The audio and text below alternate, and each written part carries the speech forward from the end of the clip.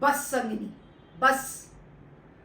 तुम्हारी ये बचकानी मोहब्बत की नौटंकी ना मुझे बिल्कुल बर्दाश्त नहीं है। और एक बात, अपने प्यार व्यार के चक्कर में अपनी मां के फैसले को चैलेंज करने की हिम्मत मत करना। तुमने सोचा होगा कि मैं तुम्हारी जिद के आगे झुक जाऊंगी? हाँ, नहीं, ऐसा कभी नहीं होगा। मेरी बेटी की शादी वही होगी जहां मैं तय करूंगी।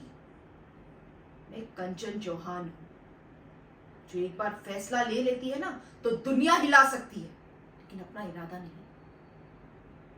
तुम चाहे रो लो, खुद को तोड़ लो या झगड़ लो, लेकिन मैं तुम्हारी शादी उस लड़के से नहीं होने दूंगी जिसे तुम चाहती हो। मेरी बेटी मेरी मर्जी से ही अपनी जिंदगी जिएगी, समझी तुम?